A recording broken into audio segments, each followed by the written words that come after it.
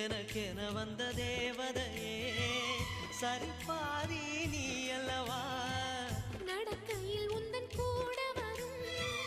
நிழல் போலே நான் அல்லவா கண்ணன் கொண்ட ராதையர ராமன் கொண்ட சீதையர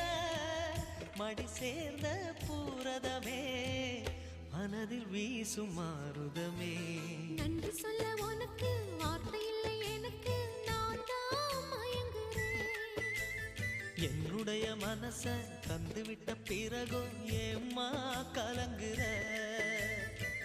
நெடுங்காலம் நாம் பொறிச்ச தவத்தாலே நீ கிடைச்ச